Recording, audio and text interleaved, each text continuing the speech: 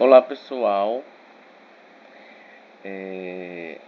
na aula de hoje nós vamos ver outros 3 diagramas, certo? Da UML, que são os diagramas de pacotes, componentes e diagrama de classes, né? Entre eles, o de pacotes e o de classes são os mais conhecidos, né? Vamos primeiro contextualizar para que a gente possa entender melhor o porquê da gente utilizar esses diagramas, tá? O porquê desses diagramas eles terem surgido. Então, a gente viu na aula anterior, né, os casos de uso, descrição de casos de uso, diagrama de atividade, sequência, que aí a gente pensa mais sobre as funcionalidades, né? Como é que as funcionalidades elas vão se comportar, né? Como é que o usuário vai executar suas tarefas de acordo com cada funcionalidade. E quando se trata de funcionalidade, a gente pensa mais no seu aspecto abstrato, né? Nos seus processos, né? Na execução das tarefas. Então é algo mais abstrato, tá? Só que aí, né? A gente precisa entender que essas funcionalidades elas ganham vida, né? Entre aspas. E elas ganham vida através do sistema. E o sistema, apesar de ser uma estrutura digital, ele é uma estrutura física de todo modo, né? Porque você tem um código, porque você tem os arquivos, né? Se a gente for imaginar um site ele vai ter toda a sua estrutura, né? Tem botões, tem menu, tem imagens. Então a gente considera isso como uma estrutura física, né? Então, de um lado, a gente pensou sobre como o usuário vai executar suas atividades. E por outro lado, a gente precisa pensar na estrutura, né, fornecida pelo sistema para que ele execute essas atividades, né?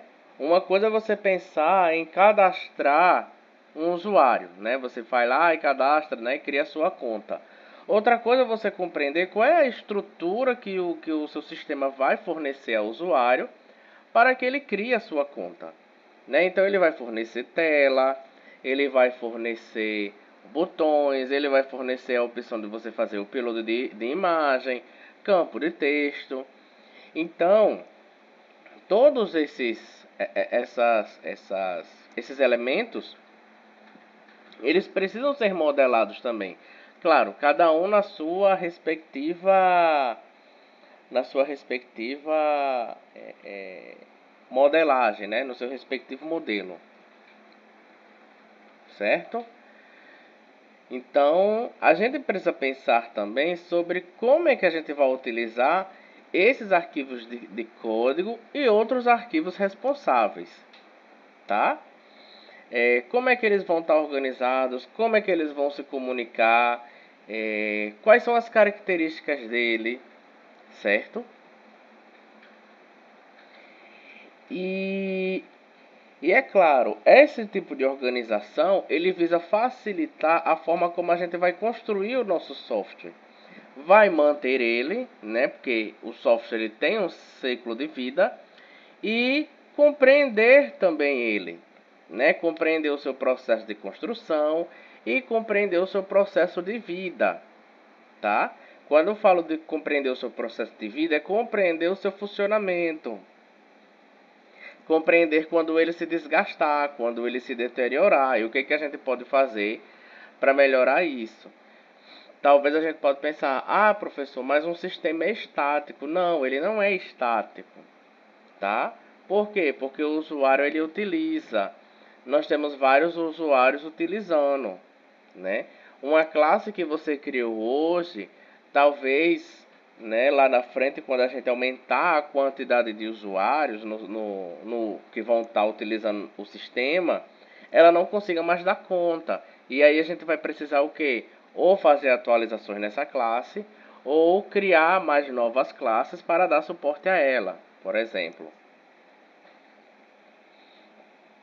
E aí eu gosto muito de fazer analogia com uma casa, né? Imagine que o seu software ele é uma casa, tá? Então, para que a gente construa uma casa, ela vai precisar de alguns elementos essenciais, que é o alicerce, as paredes, teto, as divisões que são os cômodos e outras características, né, como a parte elétrica, a parte hidráulica. E aí que o tipo e a forma como estas coisas vão estar organizadas, elas variam de acordo com a necessidade do morador que deseja a construção da casa, tá? E também pode variar de acordo com a cultura organizacional da empresa, tá?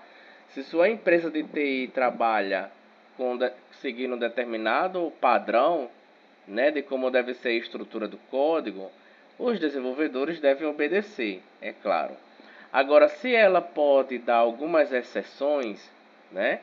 Por exemplo, não, chegou um tipo de usuário novo, é um sistema que a gente não conhece, né? Então vamos utilizar um outro tipo de estrutura para garantir uma segurança maior, uma estrutura mais simples, por exemplo.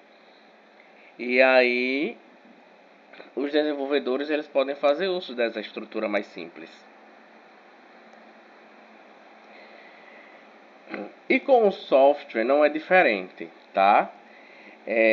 De acordo com o tipo de software, tecnologias e políticas de empresa, né? Cada estrutura de software vai variar, certo? E aí, é claro, nós devemos respeitar também essas políticas e as tecnologias que são utilizadas. Uma coisa é você trabalhar com Java, né? E aí Java tem diversos frameworks, cada um também com seu modelo de como organizar o código. Outra coisa é você trabalhar com .NET, que é um tipo de tecnologia, um framework da Microsoft, que ele também vai ter outra forma de estruturar o seu código. E é claro, quando nós falamos de estrutura de código e estrutura de sistema, de estrutura de sistema, é aqui onde entra em cena a disciplina de arquitetura de software, tá? É a disciplina que é responsável por trabalhar a questão de organização, certo, de um sistema, tá? E aqui a gente vai estudar os modelos de estruturas internas e externas ao software e como elas se comunicam, tá? Mas aí é claro, não vou entrar em detalhes porque o mundo da arquitetura, aliás, a disciplina de arquitetura de software é um mundo. A gente tem vários modelos arquiteturais, né? Quais são os mais adequados para determinadas situações, quando o software é desktop, quando o software está na web, quando é um web services, né? Então são vários formatos. Então, sendo assim, tá? A gente deve organizar as estruturas de um software como módulos. É uma das coisas que é pensada dentro da arquitetura de software. A gente organizar o nosso software em módulos, tá? A gente pode compreender um módulo como um conjunto de artefatos que são utilizados para uma determinada finalidade. Por exemplo, eu tenho um módulo de imagens, né? Eu tenho lá o meu site, tá? Estou construindo o meu site, tenho um projeto dele e tenho um módulo de imagens. Para que serve um módulo de imagens? O módulo de imagens vai servir para armazenar as imagens que são utilizadas em todo o software. Então, quando alguma classe lá quiser utilizar uma imagem, o que é que ela vai fazer?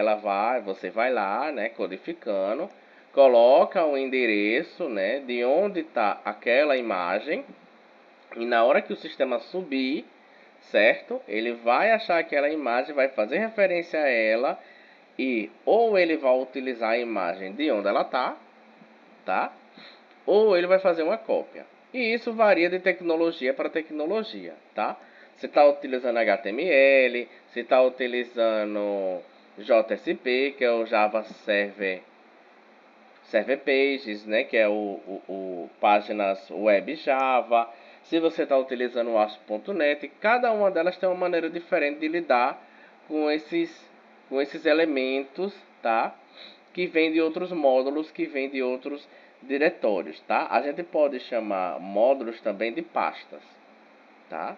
Na prática, digamos assim, a gente pode tratar um módulo como uma pasta. E é claro, a gente tem módulos que se comunicam com um único módulo. Porém, existem módulos que podem se comunicar com mais de um. Tá? Professor, me dá um exemplo. Pronto, vamos supor o módulo de datas. Eu criei uma pasta ou eu exportei uma API só para trabalhar com datas, tá? No meu sistema. E aí, é claro, eu posso utilizar essas datas, a manipulação dessas datas na página web, né? Para exibir para o usuário, eu posso ter lá vários formatos de exibição para calcular a data ou para o usuário selecionar a data. E eu também posso utilizar ela nas maneiras internas do meu software. Sei lá, eu posso ter um módulo só relacionado a banco de dados, tá? E esse módulo de banco de dados eu preciso tratar, certo? As datas que vêm. Vamos supor que eu quero fazer uma tratativa em relação às datas de um relatório ou às datas de um determinado período de compra de mercadorias, né? E eu preciso ver o intervalo de datas de uma compra para outra. Pronto. Eu posso utilizar a API lá no baixo nível, né? Lá perto lá do meu do meu banco, tá? Para fazer esse tipo de operação. Lembrando que a organização dos módulos, elas vão desde a superfície até a profundidade, tá? Imagine uma casa, né? A casa, a gente pode pensar a superfície da casa, né? A parte principal, né? O que a gente chama de térreo, tá? E aí a gente pode pensar como as partes mais internas como o subsolo, tá? Sei lá, o porão, né? Porão 1, porão 2. Se a gente for pensar em um laboratório ou em uma indústria também, porão 1, porão 2, porão 3. E é claro, o que acontece geralmente um sistema recebe informações na superfície e ele vai, né, repassando essas informações, refletindo esses dados para camadas mais profundas, tá? Então vamos imaginar que a nossa casa, ela tem vários módulos, né? Módulo cozinha, módulo banheiro, módulo escritório, módulo quarto e o módulo sala. Então, se vocês forem perceber nesse desenho, o módulo sala se comunica com todos os outros módulos, tá? E se cozinha precisar se comunicar com o escritório, ela precisa passar por onde? Pela sala, tá? Se banheiro precisar se conectar com o quarto, conversar, né? Sei lá, a pessoa está no banheiro e vai para o quarto, ela tem que passar pela sala. Mesmo que seja um espaço muito pequeno, mas ela vai ter que passar pela sala, né? E se vocês forem reparar, independente do local onde a pessoa esteja, para ela sair de dentro da casa, ela tem que passar por onde? Pela sala. O que que isso quer dizer? Se eu tenho um módulo central, né? Um módulo centralizado, isso quer dizer que, por exemplo, eu tenho uma classe que está lá na cozinha, né? Por exemplo. Aí a classe cozinha, ela quer avisar para a classe quarto que a comida já está pronta. Então, para ela avisar, ela vai ter que mandar essa informação para uma classe que está no módulo sala. E a classe que está no módulo sala vai passar a informação para a classe no módulo quarto, tá? Aí o módulo quarto vai receber essa informação, tá? vai repassar para a classe no módulo sala e depois repassar para a classe no módulo cozinha. Certo? Isso aqui é só uma ilustração de mais ou menos como funciona a informação. Certo? E aqui a gente tem um outro formato, tá? De casa. Aqui a gente já tem um quintal, a gente tem área de serviço, a gente tem a varanda, né? E aqui a gente consegue perceber os módulos, tá? E o que existe dentro de cada módulo. Em um quarto vai ter uma cama, vai ter, sei lá, o guarda-roupa, vai ter uma TV. Em uma sala de estar, provavelmente vai ter a mesa lá para as pessoas. Perdão, vai ter o sofá, né? Vai ter uma TV também. Na cozinha vai ter a própria parte lá com a geladeira, fogão. O banheiro vai ter lá o chuveiro, vai ter o vaso sanitário, uma pia, né?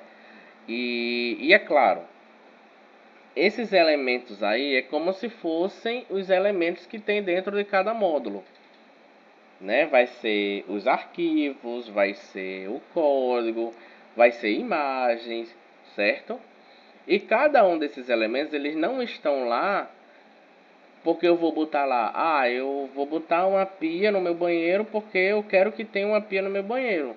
Não é só por isso, ela vai ter uma utilidade, né? Uma utilidade para o próprio banheiro, tá? Ou uma utilidade para alguém que sai do dormitório e vai para o banheiro, ou de alguém que está na sala de estar e vai para o banheiro.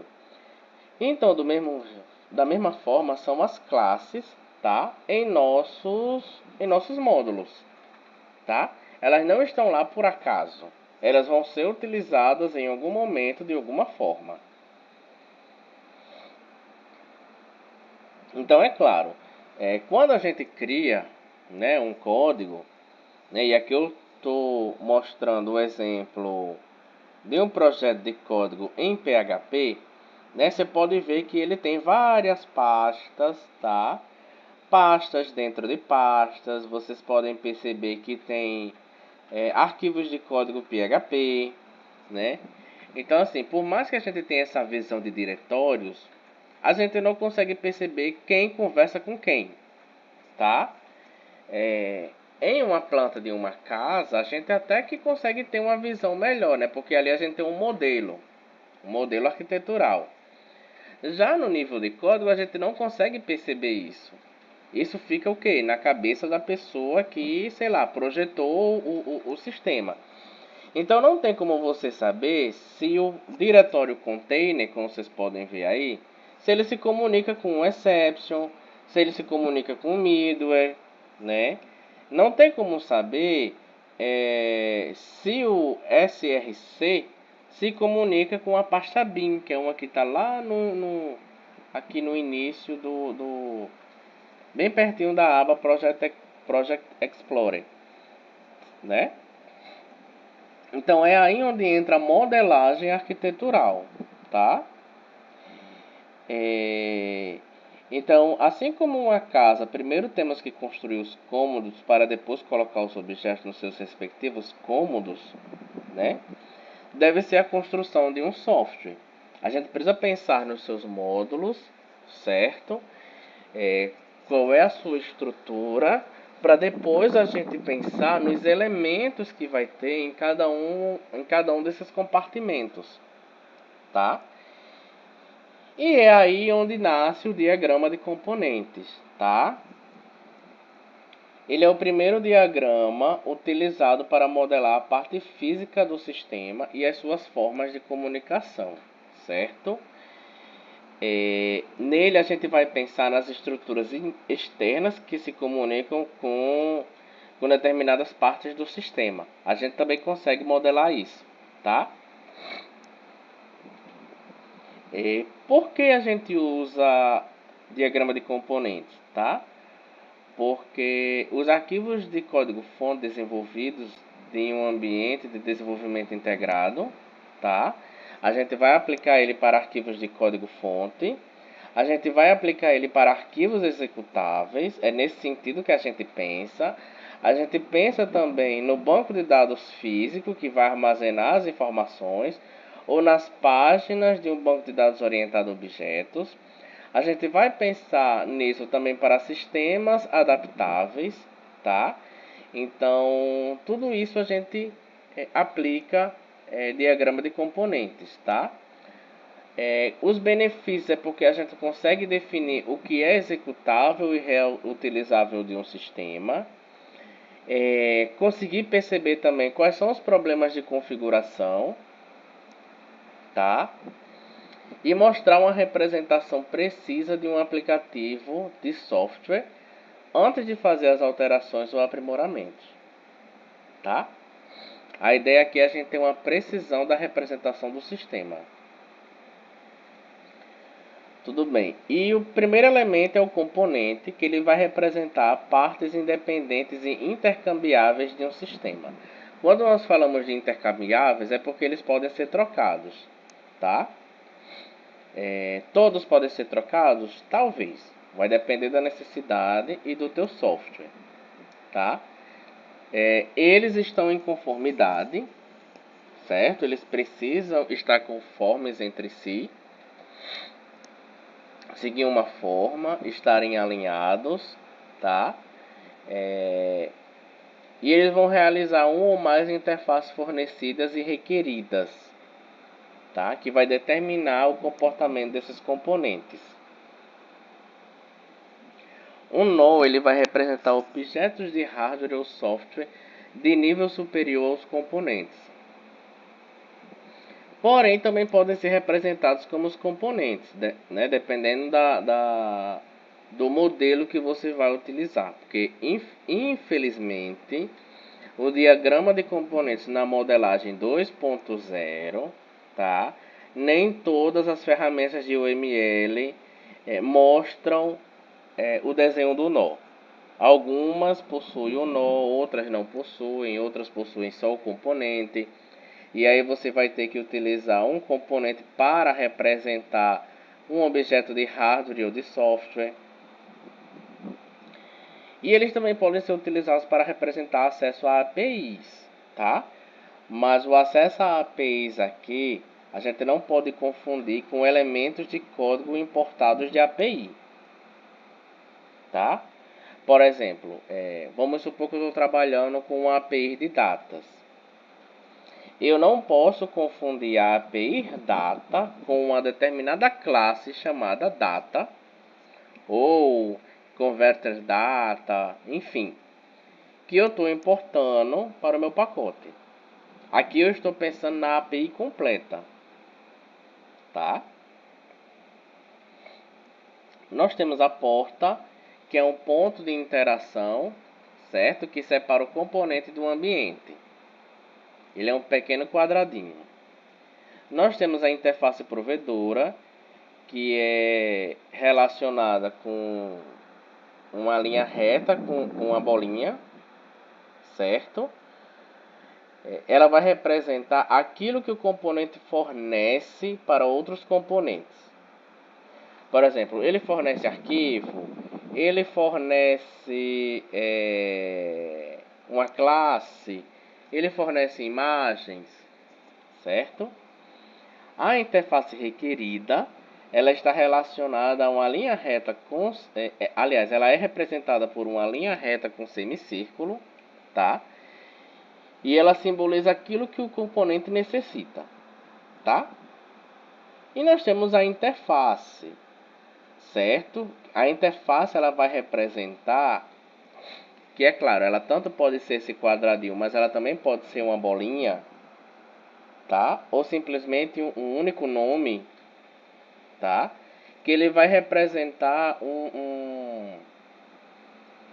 como é que eu posso dizer? Ele vai representar o objeto dentro daquele componente que ou vai receber informação ou vai enviar informação, tá? Essa interface aqui, ela não está ligada diretamente com interface em programação orientada a objetos, tá? Que a gente tem lá a interface, que a partir de uma interface a gente gera uma classe. Não. A interface aqui, ela está relacionada, tá? a um elemento que vai ou enviar informações ou receber. E aqui a gente tem um exemplo, tá, de um diagrama de componentes, certo? Como vocês podem ver nesse exemplo, tá? A gente tem 3 nós: API Data, API Segurança e o nó Banco de Dados. Só para ilustrar para vocês, as setas elas representam que esses componentes estão fazendo uso desses nós, tá? Porém, é claro, não está claro em que momento ele faz uso desse nó. Porém, o que a gente consegue perceber é que provavelmente o componente ele faz uso de todas as informações que tem nesse nó, tá? A gente consegue ver 3 componentes, um chamado visão, tá? Que aí aqui a gente está ilustrando o modelo MVC, tá? Que é um tipo de padrão arquitetural. O componente visão representa aquilo que o usuário vê, aquilo que se conecta diretamente com ele. O componente controle representa o controle das informações, tá? Aí ele vai validar, é uma camada onde a gente utiliza para fazer validação de informações. E a gente tem um componente chamado modelo, que ele vai ser uma representação, tá? Ou ele vai possuir determinados elementos para se comunicar com a base de dados, tá? Aí vocês podem pensar, professor, mas lá no caso de uso a gente não modelou o banco de dados e aqui o senhor está modelando. Tá, mas aqui, como vocês estão percebendo, eles estão meio que simulando entidades externas ao sistema, tá? Mas aqui é do ponto de vista do desenvolvedor. Do ponto de vista do usuário, banco de dados e sistema é a mesma coisa. Então aí a gente não se preocupa em colocar um banco de dados como entidade externa, uma API como entidade externa, uma API de segurança como entidade externa, tá? Lá para o usuário tudo é uma coisa só. Então lá a gente só se preocupa em colocar o quê? As funcionalidades. Agora, se eu tenho uma estrutura maior, uma API que ela se comporta como um sistema independente, que eu não faço nenhum tipo de importação de classes, de arquivos, mas simplesmente ela meio que se comporta como se fosse um web service, que eu chamo a função dela e encaminho dados, aí a gente considera como um outro ator, tá? Onde a gente modelaria lá no nosso caso de uso. Enfim, voltando. Aqui a gente consegue perceber que a gente tem duas interfaces na camada de visão, né? Que é cadastrar usuário físico e cadastrar usuário jurídico. Elas possuem interface requerida, tá? Que é o que? Validar dados do usuário, tá? E eu posso ter mais de uma interface requerida recebendo informações de uma única interface fornecida? Pode, tá? O que eu não posso ter é uma interface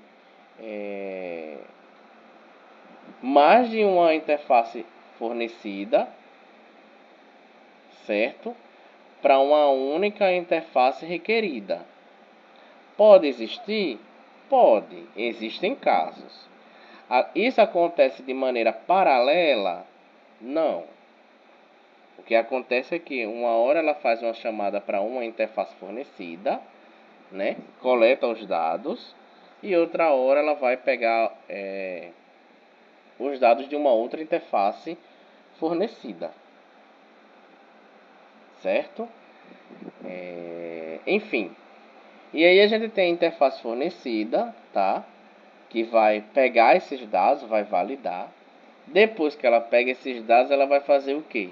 ela vai precisar de dados, certo? Ela vai requerer dados da persistência de dados do usuário. Então, ela vai fazer uma chamada dessa interface, né? Essa interface vai até o banco, vai verificar se dá certo inserir esses dados ou não, se eles já existem no banco ou se não existem.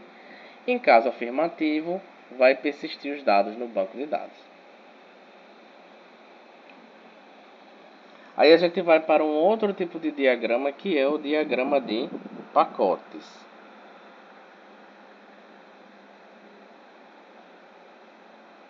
Tá? O diagrama de pacotes, tá? Eles são diagramas onde a gente procura mostrar, certo, a organização dos elementos, tá? Esses elementos podem ser outros diagramas, podem ser documentos, podem ser classes, tá? Podem ser imagens ou até mesmo outros pacotes, tá? Enquanto no diagrama de componentes a gente pensa na forma como essa galera se comunica, a interface principal, no diagrama de pacotes a gente vai detalhar mais um pouquinho sobre como é que está organizado cada componente, tá? Por quê? Porque em um diagrama de componentes, né, vamos supor a camada de visão, a camada de visão ela vai ter interfaces de classes? Vai, mas ela pode ter uma pasta só com imagens, uma pasta com modelo de relatórios, né? Coisas que a gente não consegue enxergar no diagrama de componentes.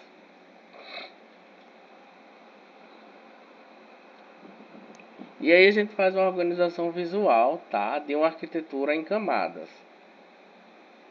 A gente tem um pacote, tá, que a gente vai colocar diversas outras informações aí dentro, como classes, tipos de dados, imagens e por aí vai. E a gente tem a seta de dependência, né, que indica que um determinado pacote depende de informações de um outro pacote. A gente tem um elemento empacotável, tá? Pode ser classe, pode ser um arquivo XML, pode ser um arquivo SQL, tá? E a gente tem os tipos de dependências, certo? A gente tem dependências de acesso e as dependências de importação, tá? As dependências de acesso, elas também podem ser chamadas de dependência de uso, tá? Que indica que um determinado pacote, né, ou elementos está usando informações de um outro pacote ou elementos, tá? Como por exemplo, uso entre pacotes. Significa que um pacote está utilizando todos os elementos de um outro pacote. Como por exemplo, a gente tem um pacote de páginas web. E aí que eu tenho lá as minhas classes, né? Home HTML, login HTML, perfil do usuário. E eu tenho uma setinha de use para o pacote imagens, tá? Significa que todos os elementos ali, tá? Dentro das minhas páginas web, vão usar em um momento ou outro os elementos, tá? No pacote imagens. O professor quer dizer que home, por exemplo, a classe home vai utilizar logo PNG, ícone PNG, rodapé PNG, cabeçalho PNG? Pode ser que sim, pode ser que não, tá? Isso vai variar, esse tipo de uso. Mas o que a nomenclatura quer dizer é que em algum momento todos os elementos em imagem vão ser utilizados no mínimo uma vez por um elemento presente em páginas web.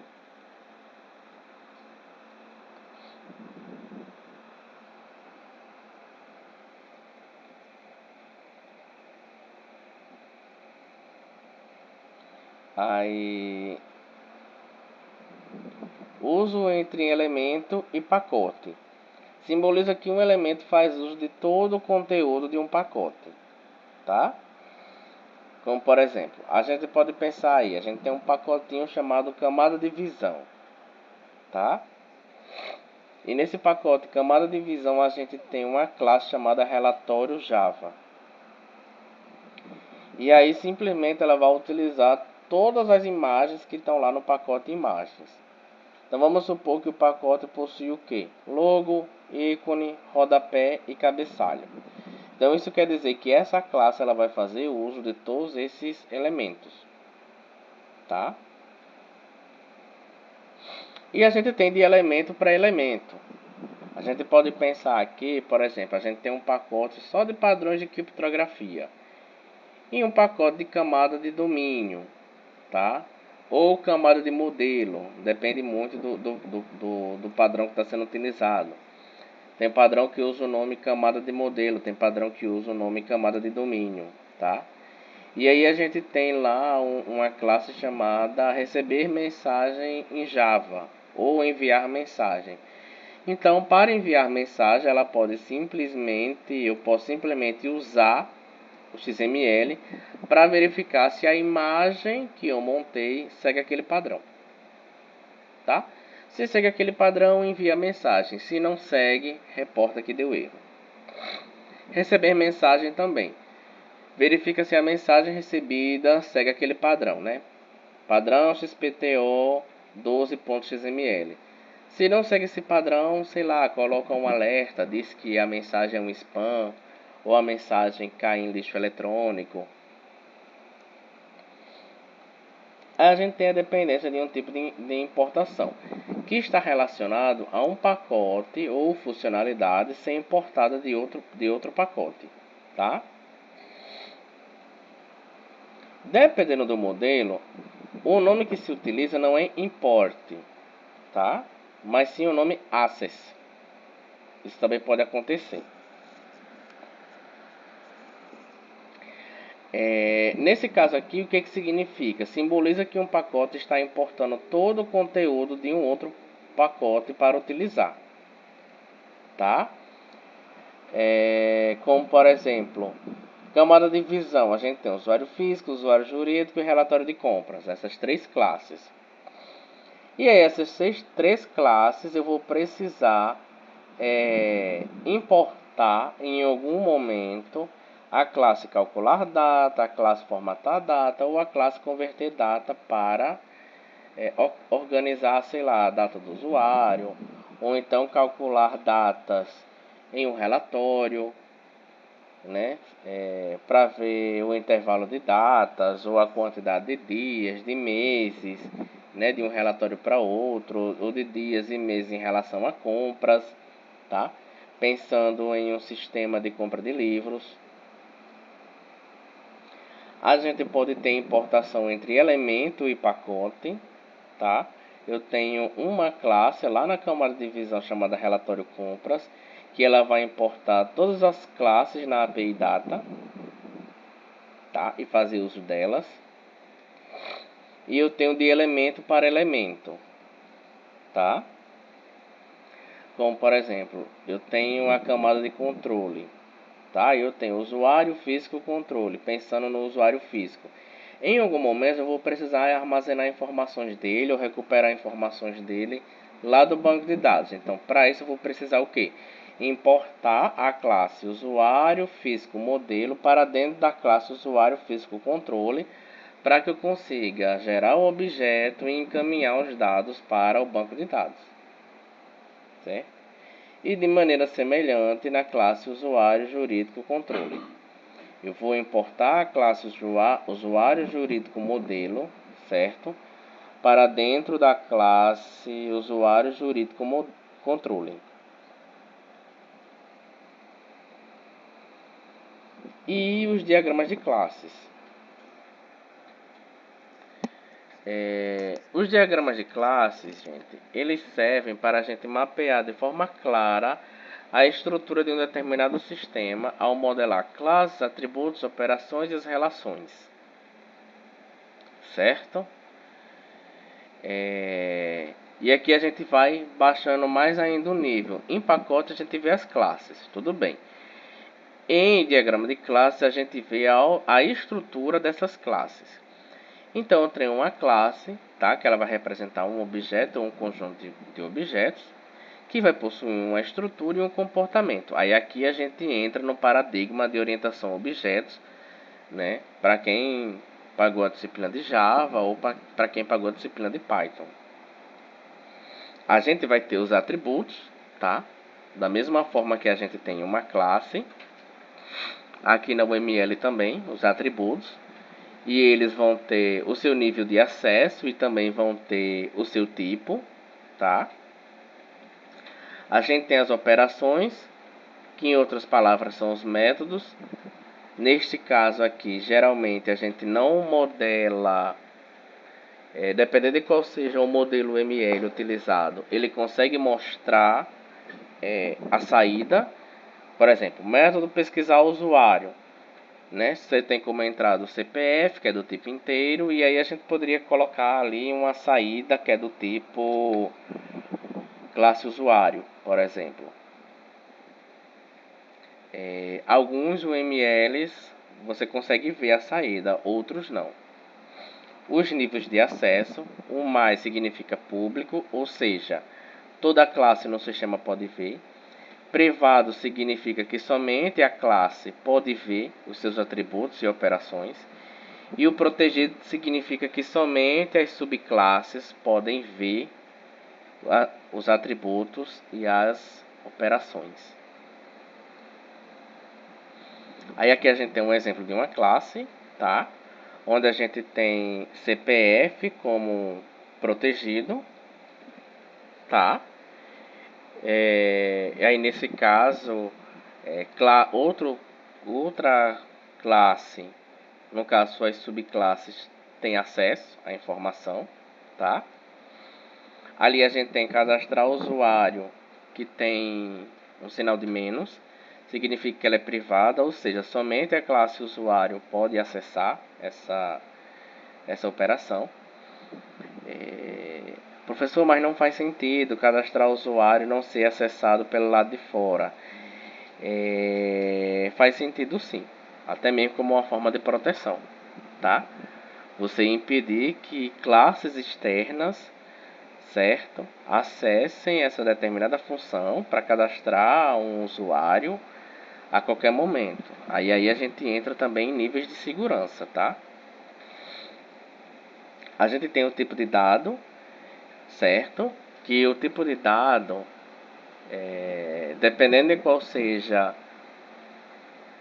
a linguagem orientada a objetos que se utiliza, ela vai possuir um objeto, tá? Chamado tipo de dado, onde a gente coloca atributos e operações. Tanto que você pode criar ou que ele já tem pronto e você pode definir o nome para ele. Aqui a gente tem um objeto do tipo horário, onde a gente pode definir os atributos hora, minuto, segundo e definir uma operação chamada gerar horário, tá? Onde é passado como parâmetro, né, as variáveis hora, minuto, segundo. Um exemplo mais palpável, digamos assim, seriam as enumerações, tá? De um tipo de dado. A diferença é que as enumerações ela vai ter um grupo de identificadores para representar valores, tá? Então a gente pode pensar em um enumerador do tipo relatório, tá? E lá a gente pode colocar variáveis, tá? Onde cada variável vai ter uma numeração. Por exemplo, relatório diário, número 1, relatório semanal, número 2, relatório mensal, número 3, relatório anual, número 4. E aí quando dentro do sistema estiver manipulando relatórios e precisar saber que tipo de relatório o usuário solicitou, né? A gente pode utilizar um enumerador, né? Aí o enumerador ele pode fazer essa verificação ou pelo número ou pelo nome, tá? Então, se o usuário solicitou um relatório diário, então vai lá no sistema, né? Faz uma busca por relatórios diários lá no banco. Aí o banco vai lá e monta um relatório diário. Aí ele retorna. Aí quando retorna, o sistema verifica mais uma vez se realmente o que o usuário solicitou é o que está sendo retornado. Nós temos um mecanismo de herança, tá? Que corresponde à capacidade de modelar classes que herdam atributos e operações de outra classe, tá? Segue a mesma lógica que herança em programação orientada a objetos, tá? Você tem uma classe e aí você tem essas setinhas que significam que as demais classes herdam de uma classe superior. Como, por exemplo, a gente tem usuário, a classe usuário, tá? E a gente tem as classes usuário físico e usuário jurídico. E aí é claro, elas vão herdar tanto atributos quanto operações, tá? A não ser que essa classe, a superclasse, tá? Ela possua atributos e operações privadas, tá? Se ela possuir atributos e operações privadas, as subclasses elas não conseguem herdar, certo? Dependendo da linguagem de programação, existem classes que podem herdar de mais de uma classe, tá? Java não permite isso. Parece que Python permite a herança em mais de uma classe. E aí nós vamos para os relacionamentos entre as classes. Um dos relacionamentos que a gente pode ter entre as classes é o relacionamento de agregação, tá? Que indica que eu tenho uma classe, tá? Que eu tenho partes de uma classe que vão estar contidas em uma outra classe. Por exemplo, a classe pedido livro, né, supondo um sistema de compras, a classe pedido livro, ela vai precisar conter itens de livros. Então eu vou ter uma classe lá chamada itens de livro, que vai estar contida dentro de pedido livro, tá? Nesse modelo aí, o que a gente consegue perceber? Que um pedido, ele pode ter um ou mais de um livro. Enquanto que um livro, ele pode estar em nenhum ou mais de um pedido, tá? E é claro, isso é possível? Tá? Eu posso ter, sei lá, um livro Use a Cabeça Java, que pode estar no pedido do usuário A e estar no pedido do usuário B. Não tem problema, tá? Na composição, geralmente ela está relacionada ao sentido de existência, tá? Ou seja, uma classe ela só existe se uma outra classe existir, tá? Se eu matar uma classe, a outra classe não faz sentido a sua existência. Por exemplo, eu tenho livros. Não faz sentido eu ter livro se eu não ter autores, tá? Então, eu primeiro preciso criar os autores, tá? E depois criar os livros e ter uma dependência fraca. Se a gente for pensar em modelagem, entidade e relacionamento, tá? E aí eu tenho um livro que pode ter um ou mais autores e eu posso ter autores que podem estar presentes em um ou mais livros.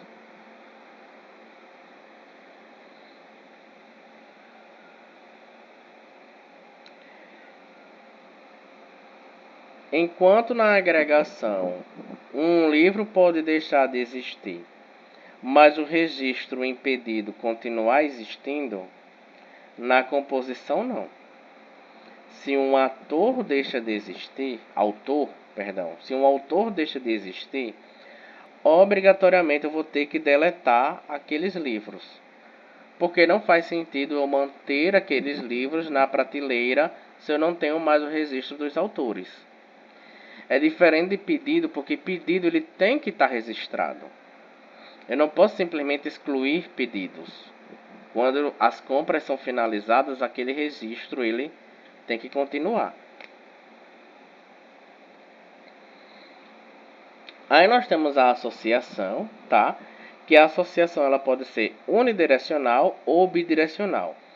Nós chamamos de relação unidirecional quando uma classe importa informações de uma outra classe e a outra classe não tem poder sobre a classe que está importando ela. Por exemplo, usuário.